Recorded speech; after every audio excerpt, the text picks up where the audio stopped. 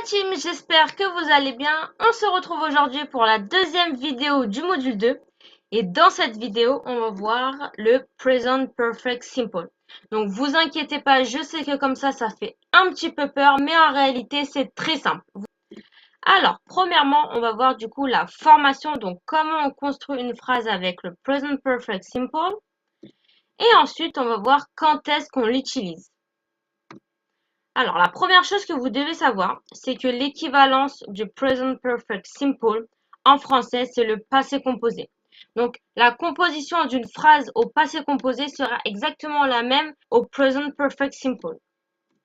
Alors, donc, premièrement, on va voir la formation. Alors, c'est très simple. On prend le sujet, le verbe have, conjugué en fonction du sujet, et le participe passé du verbe. Donc, je vous donne un exemple. Donc là, j'ai pris le sujet he, le verbe have que je conjugue en fonction du sujet, donc il nous donne he has, et le participe passé du verbe. Donc là, en l'occurrence, j'ai choisi le verbe watch, et le verbe watch au participe passé qui nous donne watched. Une chose qu'il faut absolument retenir pour le participe passé. Les verbes au passé qui finissent en ed auront un participe passé en ed également. D'accord? Donc ça, ce sera pour tous les verbes réguliers qui finissent en ed au passé. Ensuite, on va voir du coup le participe passé irrégulier. Donc c'est très simple. J'ai repris exactement le même tableau que je vous avais donné sur ma leçon dans le module 1 sur le simple past. Et j'ai juste rajouté une colonne avec le past participle, donc le participe passé. D'accord? Parce que tous les verbes irréguliers au passé sont les mêmes verbes irréguliers au participe passé. D'accord? Au participe passé, il n'y a pas de nouveaux verbes irréguliers. Donc tous les verbes qui finissent en ed au passé finiront en ed au participe passé. Et tous les verbes irréguliers au passé seront également des verbes irréguliers au participe passé. Donc ça, c'est des verbes absolument qu'il faut absolument apprendre par cœur. D'accord? Donc j'ai repris le même tableau et j'ai juste rajouté une colonne, le participe passé. Donc vous allez retrouver ce même tableau en pièce jointe que vous pouvez télécharger et qu'il faut que vous appreniez par cœur. Maintenant, on va voir quand est-ce qu'on utilise le Present Perfect Simple.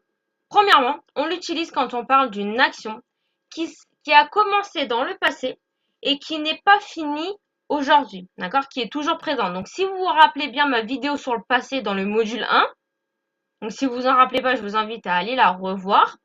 Donc, on parle au passé quand une action a commencé dans le passé et s'est terminée dans le passé.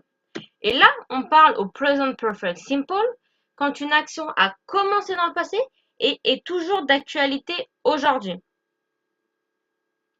Je sais que là, ça peut paraître un petit peu compliqué.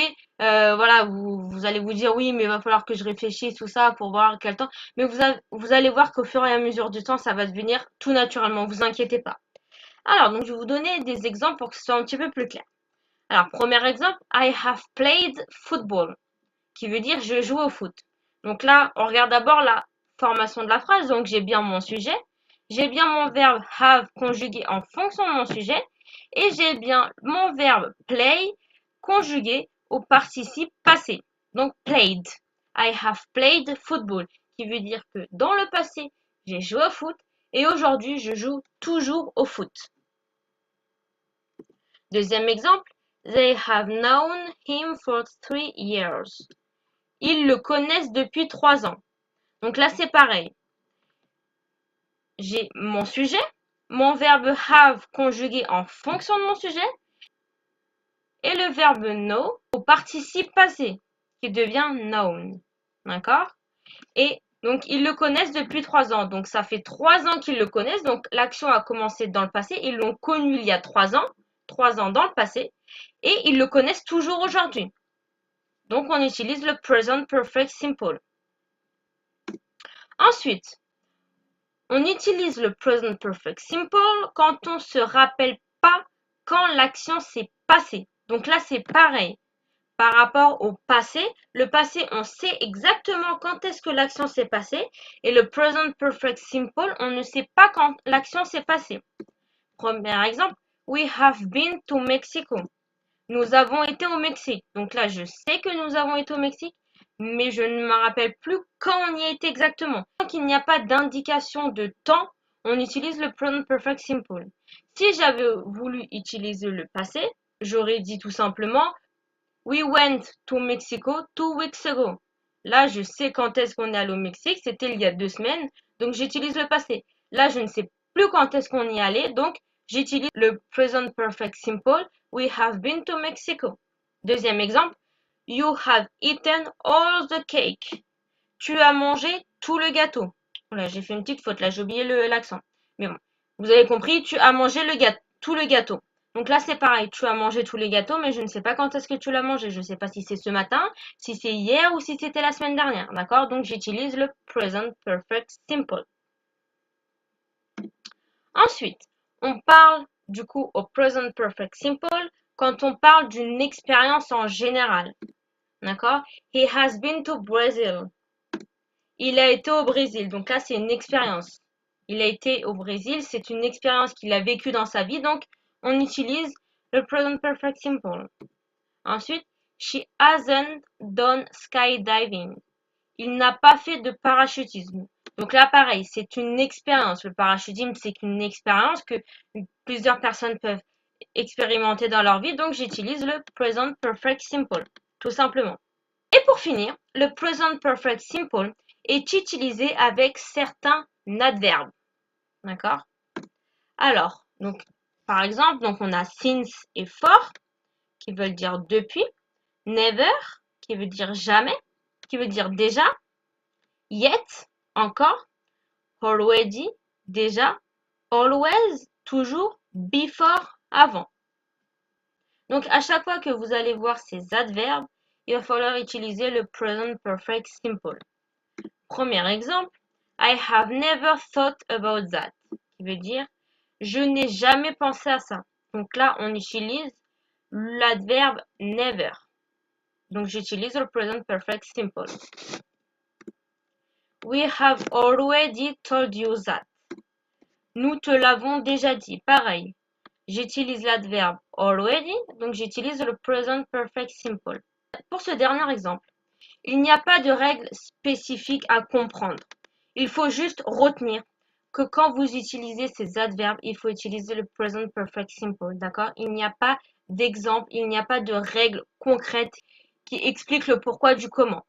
C'est juste quelque chose qu'il faut savoir. Quand vous utilisez une phrase où vous utilisez donc since, for, never, ever, yet, already, always, before, vous devez utiliser le present perfect simple. Ça, c'est quelque chose qu'il faut aussi apprendre par cœur. Et vous inquiétez pas, ces adverbes-là, on va en reparler. C'est pour ça que là, je m'y attarde pas trop parce qu'on va en reparler dans des prochaines vidéos. Donc voilà, on va en parler. Donc quand est-ce qu'on les utilise? Par exemple, la différence qu'il y a entre since et for, parce que les deux veulent dire depuis. Donc quand est-ce qu'on utilise l'un, quand est-ce qu'on utilise l'autre. Et voilà, donc on va parler des autres adverbes plus en profondeur dans d'autres vidéos. C'est pour ça que je m'y attarde pas trop là parce que cette vidéo, c'est vraiment spécialisé sur le present perfect simple. Donc j'ai pas envie de trop vous embrouiller la tête. Donc voilà. Vous inquiétez pas pour les adverbes, on va les revoir plus tard. Donc là, la seule chose qu'il faut que vous reteniez, c'est que avec tous ces adverbes-là, quand vous avez ces adverbes-là dans une phrase, il faut que vous utilisez le present perfect simple. Et voilà, du coup, c'est tout pour cette vidéo. Petit rappel de fin, on utilise le present perfect simple quand on parle d'une action qui a commencé dans le passé et qui n'est toujours pas finie à l'heure actuelle. Quand on ne sait pas quand est-ce que l'action s'est passée, donc quand on raconte ou quand on parle d'une expérience, et quand on utilise les adverbes suivants, donc since, for, never, ever, yet, already, always et before. Et voilà, c'est tout pour cette petite vidéo sur le present perfect simple. Donc comme vous voyez, c'était pas si compliqué que ça. Je vous laisse faire les exercices et on se dit à demain pour la prochaine vidéo. Ciao, ciao!